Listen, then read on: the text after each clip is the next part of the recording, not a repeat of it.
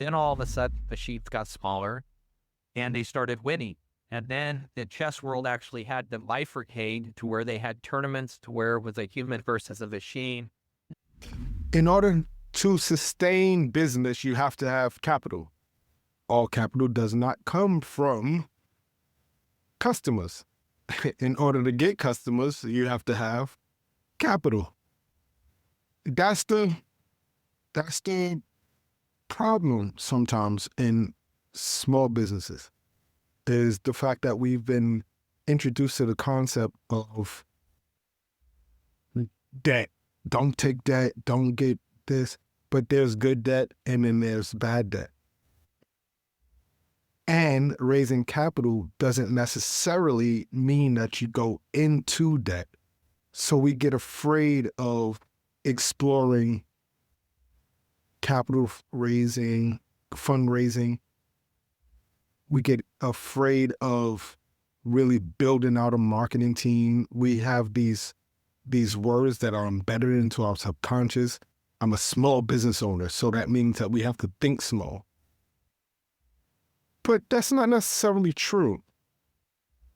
If you're listening and you're in business or thinking about business, you need to really wrap your mind around the fact that we have tools with AI and the innovation that's around us that will help us to really position ourselves to better gain capital, and it can even help you spend it in the right areas.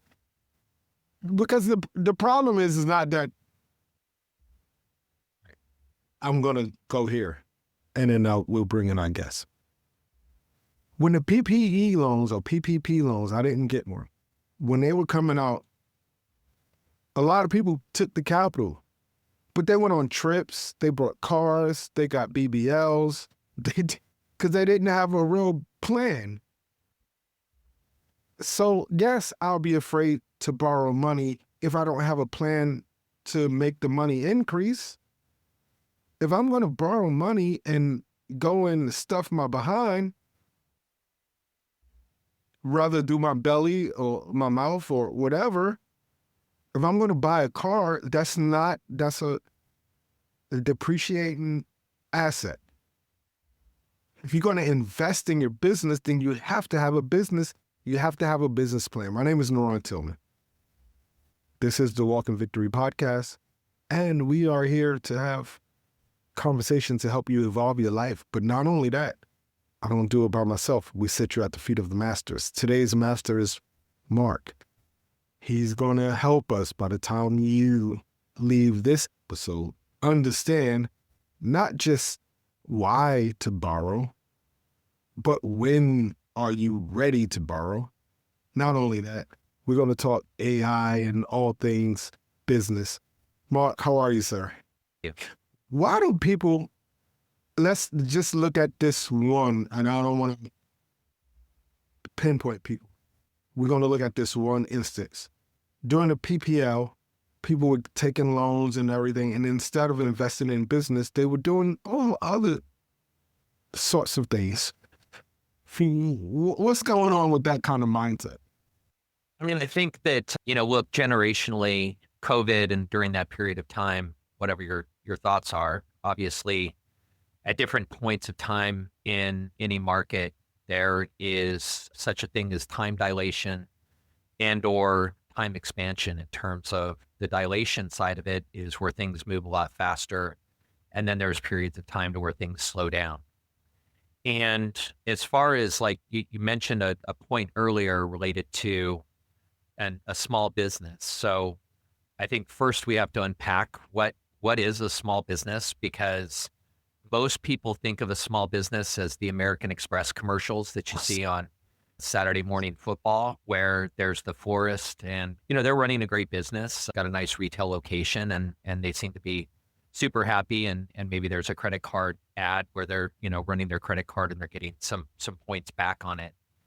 But the real fact is that, and I haven't checked these statistics for a little while, but something like 80% of small businesses are classified as micro businesses. And micro businesses are typically defined as businesses that don't pay payroll taxes on Mhm, employees. mhm. So they may have a few team members, but they're typically paying hourly rates and or contracting. And then you have the Department of Commerce calls a small to medium sized business is technically defined as 0 to 40 million.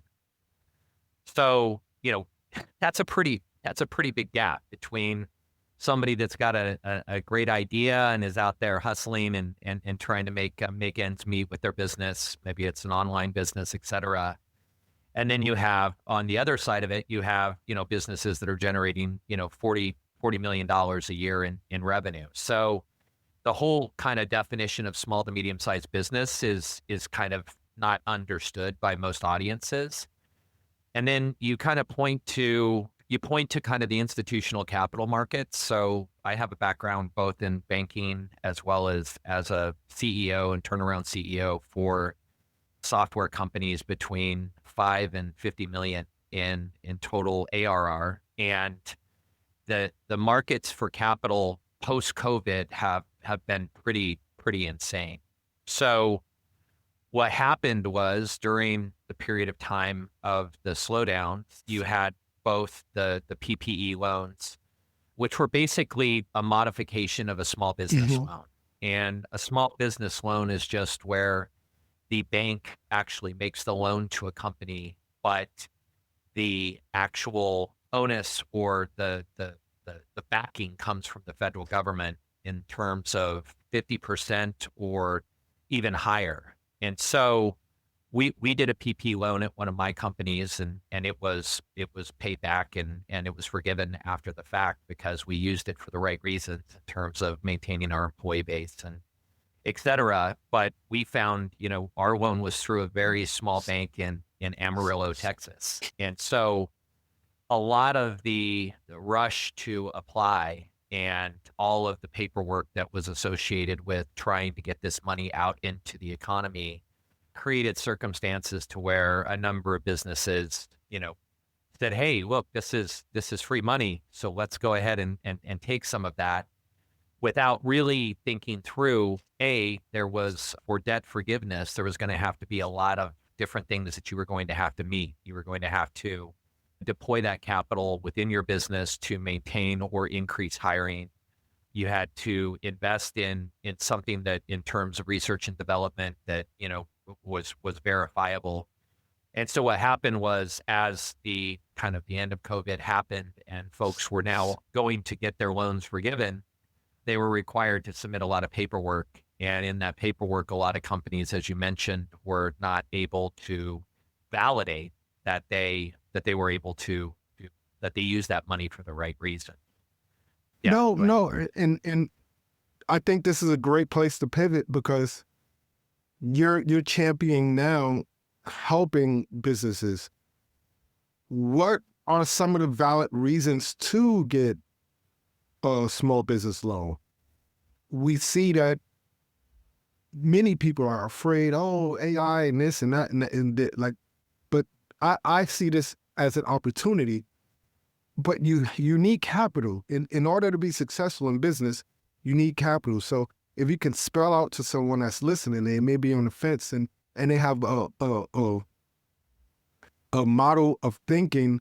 I'd rather borrow the money from my grandmother or this person or that person, where they can really have a good plan and great idea, a great business, and they should actually be saying, "Hey, put me in the ring, coach."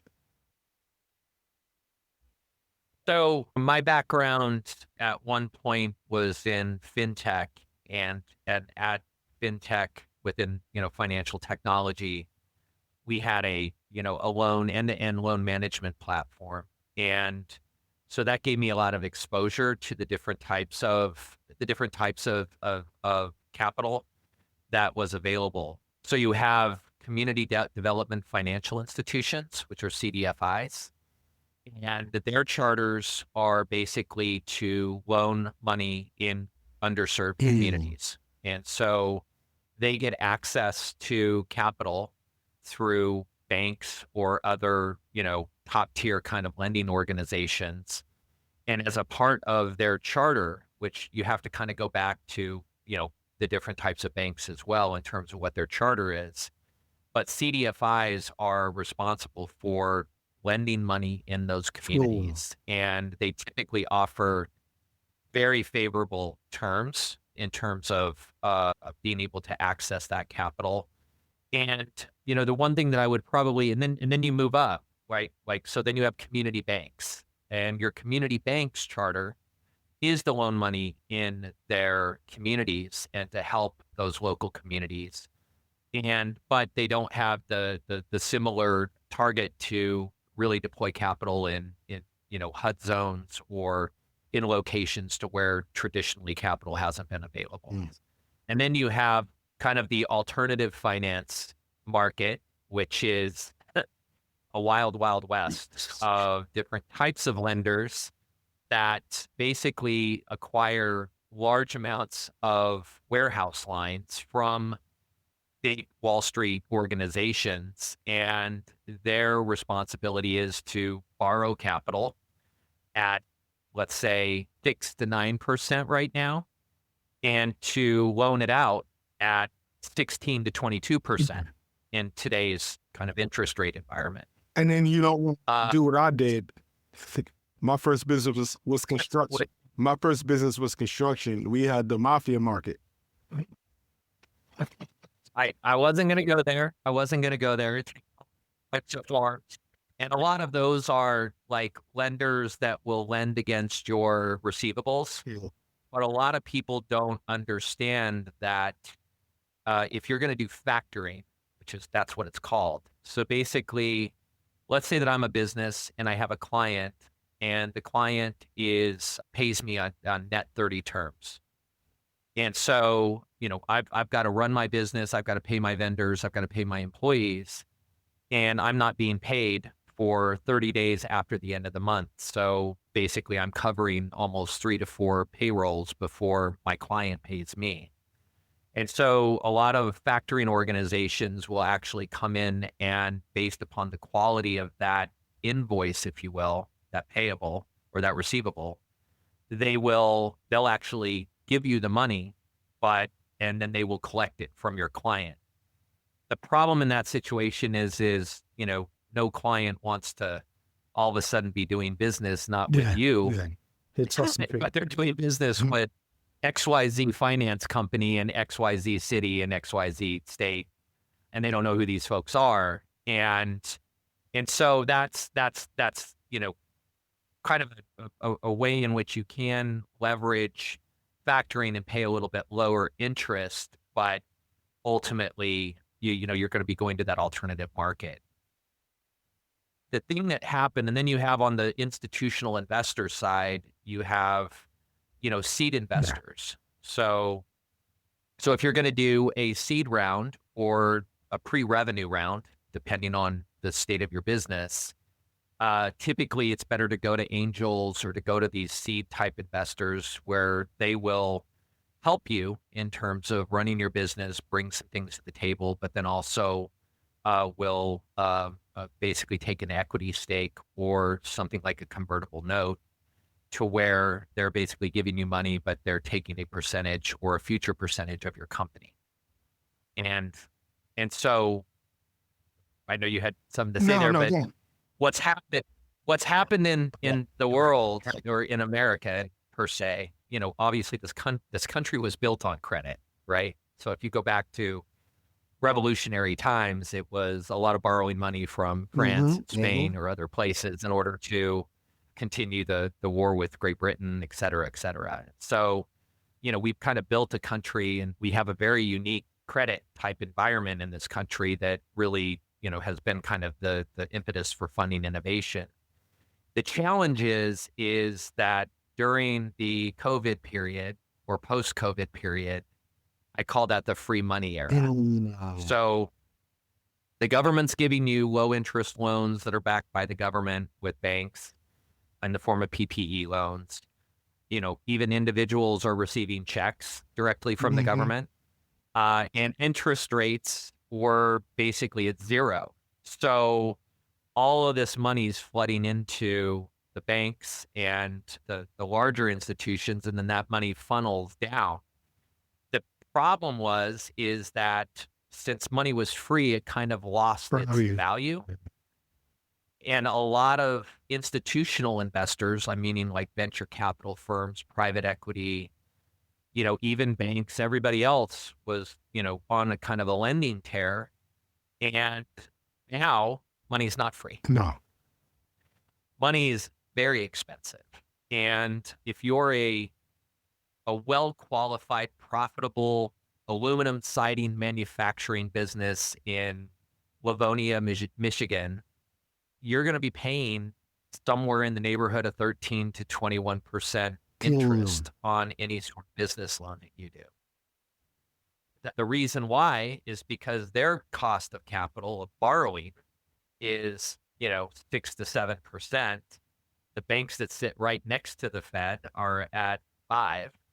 And so it's like this trickle down in terms of by the time it actually gets to the market, just what you saw with like the regional bank players like Silicon Valley Bank and others, they have so many loans on their books that are at 2, 3, 4% interest that they have to replace that inventory of loans with higher interest loans in order to make the their numbers. numbers. Oh, so that's a great point, because we're not thinking about the new numbers. We're not thinking about the old numbers because those are already on the books. Right. We're just looking at how much new money is going to cost. But the new money is really paying for the old money, because that old money is not really bringing in, it's not even breaking even. Yeah. I mean, Wow. it's not breaking even right now. And then you had a lot of like angel and seed investors during that period of time that were sitting on a bunch of money. And they're like, oh, I'm going to go deploy. In the past, they would go to a small business, a startup, if you will, and they'd say, okay, I like your business model. I'll do a convertible note, or I'll loan you, $75,000. And that was enough money to keep the business going from, let's say, June to, third quarter. And it allowed the business to really have to focus on being very capital efficient and doing a really good job of earning that next opportunity to have somebody invest in their company. Well, when money was free, all of a sudden, all of these institutional or sub-institutional investors, these angels, went out and started cutting checks for like $500,000 or $1 million. And the venture capital firms started cutting checks between 10 and 20 million instead of cutting a check for 3. Because the money is free. So what happened? Yeah. So basically, if you're a CEO or a founder, all of a sudden these folks are like, hey, we're going to give you $2 million. Go buy some customers. Go grow. And these companies weren't really forced to even identify whether they had honed in that they had a product, the right product market fit, or even a product that was sellable. They were kind of rushing the market to just sell to anybody and everybody that would buy their product. And now you fast forward a few years, they're stuck with a bunch of customers that either can't afford their product, don't like their product, or have canceled. And now they're going back to get more money for their business, and everybody's saying that the money store is closed. Oh, even the mindset, because when you move from let's say $900,000, right? One of my mentors told me that the first $1 million was the hardest to get for him. But when you're moving from that mindset, he realized that he needed to hire some people in order for him to kick over to that next level, right? But if I'm just calling you and I say, hey, Mark, tomorrow morning you're going to have $2 million. I'm not seeing if you're mentally capable of handling that kind of, you have all of these now, you have this financial resources, because the resources are not just finances. And sometimes they would have been better off saying, I've given you $2 million worth of employees spend $2 million worth of money because, but some people can't even handle that because we don't even think our business is through. You might be a mom and pop shop that just has a good niche that knows how to make money in your community. Now you have all of these resources and it kind of messes you up because the resources make you kind of lazy. Either makes you, you know, yes, you could say lazy. I try and say that people aren't equipped. Yes, they're not equipped. All right. Let's. So I often use this example in talking to folks that, I don't get, my daughter's now 21, but when she was 7, I didn't get mad at her that she couldn't do algebra or calculus because she wasn't, or drive a car. She wasn't equipped to do those things. Yeah. And so it's kind of right setting your expectation in terms of, doing that level of diligence on the business. And the challenge that happened during that whole period of time was that there was so much money that needed to be deployed. I mean, literally at like venture capital firms, they had their limited partners who were the ones that fund their organizations. They were like, well, why can't they spend more? Why can't these companies go out and spend it? And exactly what you said. In fact, I met with a founder the other day that, an amazing story. And he was like, when he first he got a $15 million investment. And I mean, he has a really nice product and he's super qualified. But when we went to lunch, he was like, I was about 8 months into this and I had to tell these guys, like, I'm not spending the money. I'm going to tamp down, run my business the right way, have some of this capital in reserve, but make sure that when opportunities come, I have that capital and I'm not just chasing down every shiny, blinky thing and just spending. That's discipline. And then also the wage appreciation. We're going through this whole right setting, and you mentioned AI. Like we're going through this whole right setting to where, when I was CEO of a company in Austin, we were 24 million ARR. It was a true turnaround. We moved a gentleman from our customer success team to our tech team. He went from 55,000 a year to 120,000 a year. He wasn't even 21. We went to go play ping pong at a ping pong place that does competitive ping pong, kind of like bowling alley. And they ID'd him and he wasn't even 21. He couldn't even go to the company event. And then 6 months later, he was poached by another company, I think, and he was making somewhere in the neighborhood of 165 to 170. So the point is that everybody was just like, it was a bidding war and it was just such a rush to deploy as much capital as possible. And then when you had the companies, they were trying to deploy as much capital as possible, higher. Oh, this person wants, 30 grand more than I was willing to spend. Okay, let's do it. And it just kind of created an artificial bubble, if you will. And unfortunately, there's been a big rate setting right now. People are like, hey, I can only afford to pay you X. And you're like, well, heck, my monthly, nut for my family is, let's say, $8,000 a month. This isn't even going to cover my expenses. And so it's really tough out there. I mean, I really feel for a lot of people. No, and that's a really great point, because when we're going to go to this whole new AI era, right, where money was accessible and people were throwing money, now we have this correction. It's kind of like in the real estate market some years ago, when we have the correction. Now we have this whole new paradigm, AI, and a lot of things that we relied on other people to do. If we deploy AI correctly, it can do some of those things. It can't do everything. It can do some of those things. Do you think that factors into where we are right now in terms of levity? And It's a twofold question, so you can give a long answer. And is the evolution of AI affecting the lending market? Well, I would say that. So I would say number one, your first question around AI. So these statistics are a little dated, but I'm just gonna roll with it. So number one, I believe in 2022, the average white collar worker in the United States was working an average of between 32 and 34 hours Mhm. a week.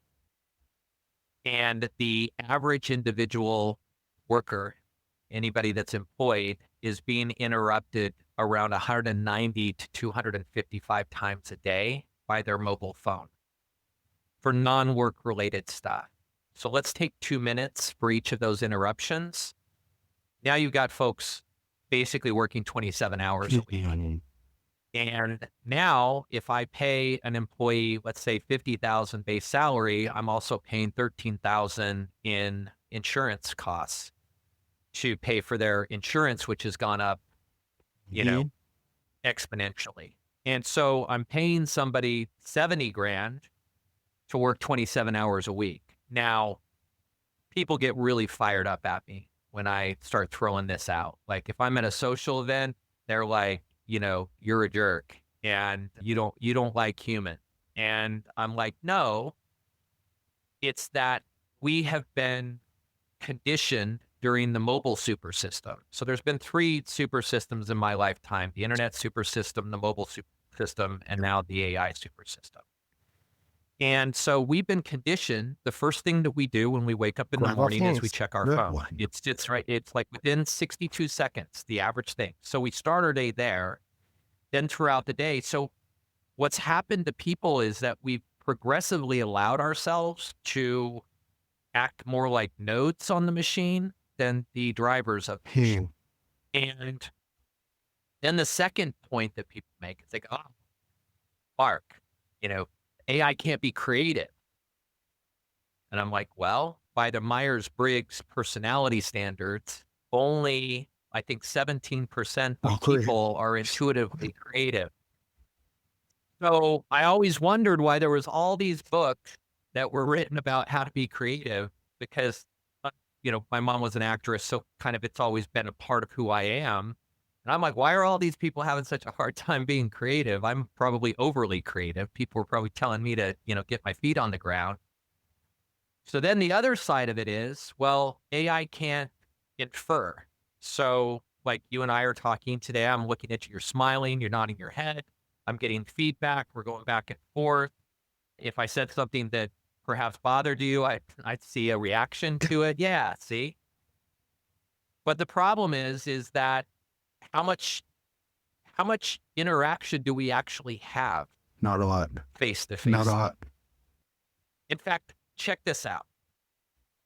We had to invent an entirely new alphabet called emojis so that we could let How we people felt. know Well, what use the we word. meant with our words.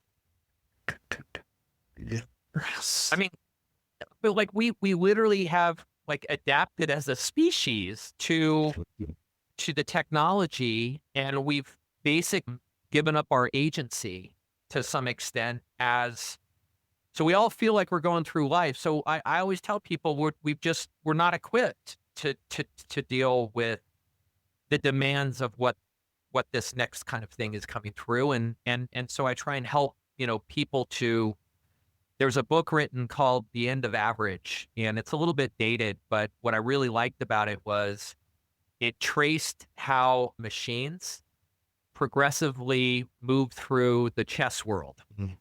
So chess is like defined as like the ultimate human strategic, like it kind of the embodiment of us, right? Like if it's everything that is strategic and deep thinking and all of these great qualities of a human, and it's kind of put to the test in terms of chess. And progressively, one day there was some guy rolled in or gal rolled in a big ass, pardon my Right. language, a She big fine there. machine, a big machine, and plugged it in, and we're inserting cards into it, and it was competing against the human, and it lost most of the time. Then all of a sudden, the machines got smaller, and they started winning. And then the chess world actually had to bifurcate to where they had tournaments to where it was a human versus a machine and human.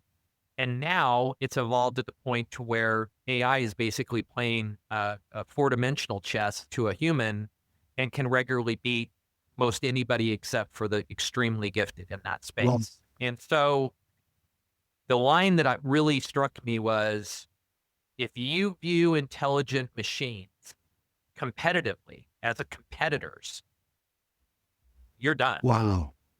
But if you view them cooperatively as a partner, then you have a very bright future.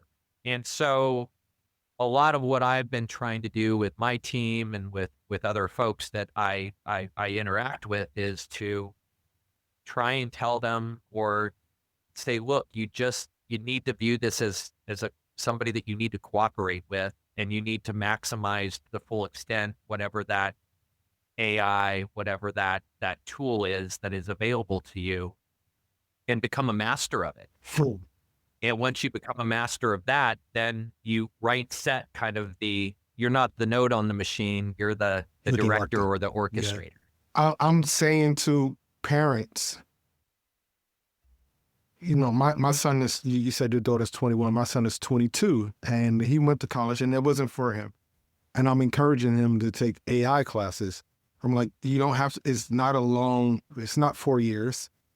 You can learn very quickly, but you don't want to just learn, you want to stay on top of it. Because this is the new economy that we're living in. And as you said, you don't want to be a node on the board. You want to be a director. And I'm going to use that again. I'll probably give you credit only in this episode. The rest of the episodes is like I said, the rest of you give me a little time, you give me some screen time in exchange for that. I get one nugget that I share. Well, everyone listen, you've got a masterclass. So Marc, this is how I look at our episodes when I'm doing, and I worked on podcasting this summer. That's why we haven't put up a lot of shows. I wanted to be a better host so I could get the most out of our guests, right? Because I want a person to feel as if they sat down for a half hour to 40 minutes and had a masterclass in whatever topic it is that we're talking about. They can walk away, follow you on social media and get into your orbit and continue to grow with you. It's not about us. It's about the guest. It's about our conversation. And it's also about the end listener. My currency to the world is having a conversation with you. And how can somebody that's on the fence don't understand? Because sometimes you just need to have a conversation. Nobody picks up the phone anymore. Well, there is no phone. There isn't. I think I did a social post where I took a picture of the old Cisco 7290 phone that used to sit on every corporate person's desk, and that phone's gone. I remember when I first got my the phone where you hit and then everybody in the room could hear it. I was just so happy. It cost me $2,500 to get that. To put a whole system in, they had a crew in, and I felt like I was accomplished because I can now hit the speaker and who's here? We are here. We are. It's gone. No. Yeah, it's gone. The first cell phone was about as big as my laptop. And cost about something like $8.90 per minute. Can you remember that? They used to sell Carl. Yeah, no, I bought one off of a friend of mine that had one, and I think he was in some challenges financially, so he sold it to me for cheap. But then when I hooked it up and actually made a phone call, like, that cost me $20 to talk to that person, and I don't know that was worth it. So, so I just walked around with it like I was cool, but I didn't actually use it. So we've lived through. I'll be 50 years old next week. I've lived through the tech boom, the .com boom, all of these different things. But I was a pawn. I was on the board. I was in the 80s, and I'll be damned if I'm going to sit on the sideline, then watch other people get fat off this lamb and not participate. And I think that, the other side of it, kind of my North Star is, to help people experience success on their own terms and not get left Mm-hmm. behind. And you got to unpack that whole visual, right? That's kind of a story, like the vision of somebody walking along behind the group, right? And you remember as a child, perhaps, some friends got cliquey and you were all Mm-hmm. walking with them. And then all of a sudden they kind of freezing you out and you're walking behind them. And that sense of dread and just not understanding. And so imagine that the world is like marching ahead and you see all these folks kind of clicking up and having access to all these things and you're progressively moving behind. And so the goal is to make sure that folks can have an opportunity to participate and be a part of that, because when any business fails, it doesn't just hurt that family, Mm. that individual, but communities go downhill, and the very fabric of our society is torn just a little bit. And so it's kind of been a North Star of mine. Even as a child, I tell people that I had this weird thing to where I drive around with my parents and I'd look at a store and I'd say to my mom, like, their signage is all wrong and that's the wrong place for a yogurt shop. And, it's not going to, and she's like, what are you talking about? And I'm like, I want to go over and talk to these guys and say, hey, look, you need to do this with your signage and you need to kind of point this direction. And anyways, it's like, I'll go and talk to anybody. Like I was telling somebody the other day, it was like, if I was in New York City, we went to the US Open and then we went to the 9/11 museum. Oh man, We spent six and a half hours with my whole family, and it's an incredible experience. when you But walk on the grounds, and if you haven't been, and I'm sorry, we was on in this often, go on a but tangent. when you walk on the grounds, you start to feel goosebumps, like right when you're walking up to the block when the security and everybody's stopping you and stuff. But you start to, it's just this feeling that's indescribable. Is it just me, or did you go through that? No, it's hollowed ground, and I mean, yeah, we could, I mean, I've made a point, this world's kind of, obviously, we have there's a lot of friction Yeah. in the world. And, I, like a couple of years ago, I made a point of taking my family to Washington, D.C. I mean, you wouldn't believe, like, everybody's talking about Washington, D.C., this or that, like, is beautiful. Like, we were hanging out with folks with Cleveland Brown Yeah. hats. You had people from all over the United States all just there together and enjoying the history and walking through those grounds. And, my daughter, who's 21, my son's 18, they really wanted to go there to pay their respects. Whoa. And it was kind of that same experience that you feel when you're walking around those grounds, that it's the whole mix of our great fabric of a country. And it's everybody there kind of, for the right reasons and thinking through and coming together in honoring and remembering the folks. And so I just strongly encourage people, and this was a total tangent, but I strongly encourage people, like, don't listen to the media, go out And it's and full. actually meet your Yeah. neighbors, meet the folks in your community, go to other states, go to other cities, like, have conversations, because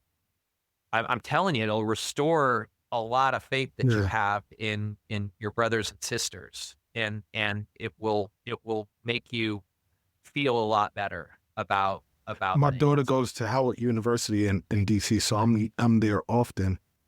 And the last time I was there, it was kind of heartbreaking, the tension in the city, because that's when they just deployed. You know, you don't want to see your military being deployed to manage the streets. I don't know I don't know how I feel about that. I know how I felt personally, but I don't know if that's the route that we want to go. But that's I try and look on the bright side in terms of like, going, I try and just say, look, my experience yeah, was this. And as a result of that experience, there's been some other families that may have had some preconceived notions of Washington, D.C. right. that went and they said, dude, that was like amazing. We had a great time. And it was so wonderful. And it was like just for me going there and then sharing my story, then other folks go there and share their story. And I think that's how kind of Washington. you can only go by your own Washington experience. is amazing, and that's why I was saying I like why we have to go that far. But that's a whole nother thing. Yeah, Anyways, Washington is amazing. First of all, the food.